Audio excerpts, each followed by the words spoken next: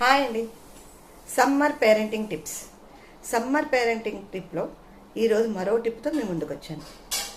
మనందరికీ గుర్తుండే ఉంటుంది, మన చిన్నప్పుడు మన నాన్నమ్మలు, తాతయ్యలు, అమ్మమ్మలు, తాతయ్యలు, అత్తలు, ఎవరైతే మన నాన్న అమ్మ ఎవరైతే మన ఇంట్లో పెద్దవాళ్ళు ఉంటారో ఈవినింగ్ డిన్నర్ అయ్యాక, సాయంత్రం మన భోజనాలు అయ్యాక చక్కగా మనం కూర్చొని మనతో మాట్లాడుతూ చక్కటి కథలు చెప్పేవారు. ఎవరో ఒకరు మనకన్నా పెద్దవాళ్ళు కదండి. అయితే మరి ఈ రోజుల్లో ఆ ఫెసిలిటీ ఉందా అంటే ఉంది అండి. కాకపోతే ఏంటి, అప్పటికి ఇప్పటికి డిఫరెన్స్ ఏంటి అంటే, అప్పట్లో మన డిన్నర్ అయిపోగానే పెద్దవాళ్ళందరూ వాళ్ళ పనులు చేసుకుని మనతో కొంతసేపు ఒక గంటన్నర మన చుట్టూ కూర్చొని ఒక దగ్గర అందరూ కూర్చొని పెద్దవాళ్ళు ముచ్చట్లాడడం, అలాగే కొంతమంది పెద్దవాళ్ళు మనతో కథలు చెప్తూ ఉండడం, పిల్లల దగ్గర కూర్చొని వాళ్ళకి అన్నీ ఏంటిది ఇదని ఎక్స్ప్లెయిన్ చేస్తూ ఉండడం చేసేవారు.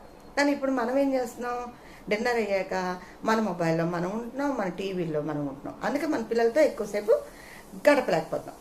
కానీ ఈసారి నుంచి మన పిల్లల్లో మార్పు కోసానికి మనం ఎంత కష్టపడుతున్నామో కాబట్టి మనందరం కూడా, అంటే మీరందరూ కూడా నైట్ డిన్నర్ అయ్యాక ఒక్క గంట సేపు కాకపోయినా కనీసం ఒక హాఫ్ అన్ అవర్ అయినా చక్కగా మీ ఫ్యామిలీతో కూర్చొని డిన్నర్ అయిపోయాక ఈ రోజు నుంచి ఒక్క విషయం, ఒక మోరల్ స్టోరీ మీ పిల్లలకి చెప్పండి. ఏదో ఒక స్టోరీ. అది మీరు యూట్యూబ్లో నుంచి చూస్తారో, గూగుల్ నుంచి చూస్తారో, లేకపోతే మీరు బుక్స్ కొనుక్కుంటారో, లేకపోతే మీరు చిన్నప్పుడు మీ తాతలు మామల దగ్గర నుంచి నేర్చుకున్న స్టోరీ అవుతుంది. ఏదో ఒకటి వాళ్ళకి లైఫ్ ఎక్స్పీరియన్స్ వచ్చేటట్టు, మారల్ వాల్యూస్ పెరిగేటట్టు, లేకపోతే కొంతమంది లైఫ్ స్టోరీస్ ఉంటాయి, వాళ్ళ ఇన్స్పిరేషన్గా తీసుకొని చక్కగా ఒక స్టోరీ, రోజుకో స్టోరీ ఏదో ఒకటి చెప్పండి. చెప్పి వాళ్ళ చేత మీరు ఏం చేయించాలి, మోరల్ అడిగించాలి. ఇలా చేయడం వల్ల 2 బెనిఫిట్స్ ఉన్నాయండి మెయిన్గా. ఫస్ట్ వన్, వాళ్ళల్లో క్వాలిటీస్, వాల్యూస్ అనేవి ఇంప్రూవ్ అవుతాయి పిల్లల్లో. సెకండ్ థింగ్ ఏంటి అంటే, వాళ్ళకి క్రియేటివ్గా ఆలోచించడం అండ్ ప్రాబ్లం వస్తే సొల్యూషన్ ఎలా ఫైండ్ చేయాలి అంటే, ఇప్పుడు మనం చెప్పే ప్రతి స్టోరీలో ఒక ప్రాబ్లం ఉంటుంది.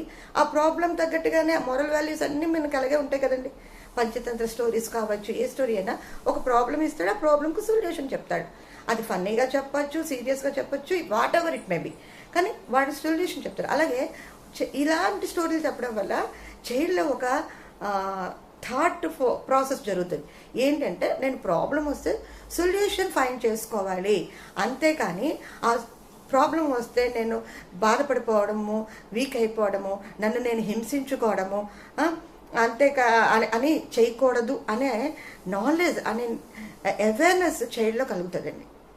ఇప్పుడు ఏమవుతుంది, చాలామంది మనం చూస్తుంటే యంగ్స్టర్స్లో వాళ్ళు బాగానే ఉంటున్నారు, అంతా బాగానే ఉంటారు, కానీ చిన్న ప్రాబ్లం వచ్చేసరికి, చిన్న జరగకూడదు లైఫ్లో చిన్న అన్ఎక్స్పెక్టెడ్ థింగ్ అయ్యేసరికి అది ఎలా సాల్వ్ చేసుకోవాలి, ఎలా రెక్టిఫై చేసుకోవాలి వాళ్ళకి తెలియక, ప్రాబ్లమ్ సొల్యూషన్ తెలియక వాళ్ళు చాలా వాళ్ళు హింసించుకోవడం వల్లంటున్నారు, లేకపోతే పక్క వాళ్ళని హింసిస్తున్నారు.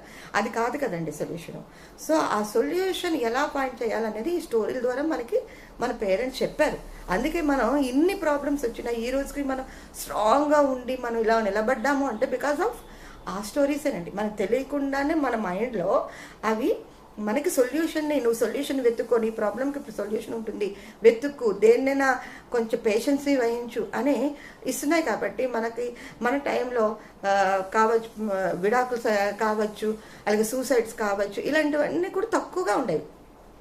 కానీ ఇప్పుడు అవి ఎక్కువైపోయాయి బికాస్ ఆఫ్ ప్రాబ్లం సొల్యూషన్ తెలియకపోవడం వల్ల. సో మీరు ఈ రోజు నుంచి ఒక్క పని, డిన్నర్ అయిపోగానే చక్కగా మీరు పిల్లలతో కూర్చొని, ఎవరికి వీలుంటే వాళ్ళు, మదర్ అయితే మదర్, ఫాదర్ అయితే ఫాదర్, లేదు ఇద్దరు అయితే ఇద్దరు, వెరీ నైస్. చక్కగా అది మీరు బెడ్రూమ్లో కూర్చుంటారో, హాల్లో కూర్చుంటారో తెలియదు, ఒక హాఫ్ అన్ అవర్ అయినా వాళ్ళతో కూర్చొని ఒక మంచి మోరల్ స్టోరీస్ మీరు చెప్పడం, అలాగే వాళ్ళ చేత చెప్పించడం చేయించండి. దీనివల్ల ఏమవుతుందంటే చైల్డ్లో ప్రాబ్లం సొల్యూషన్ తెలుస్తుంది. ఏదైనా ప్రాబ్లం వస్తే మనం ఆలోచించగలం, మనకు సొల్యూషన్ ఉంటుందనే ఐడియాలజీ వస్తుంది, క్రియేటివిటీ థింక్ పెరుగుతుంది. దానితో పాటు వాళ్ళకి కన్ఫ్యూషన్ కాకుండా ఫ్యామిలీ రిలేషన్ ఎలా ఉంటుంది, ఫ్యామిలీ బాండింగ్ ఎలా ఉంటుంది అనేది అర్థమయ్యి ఫ్యూచర్లో వాళ్ళు కూడా అలా బిహేవ్ చేయడానికి అవకాశం చేస్తారు కదా. Thank you.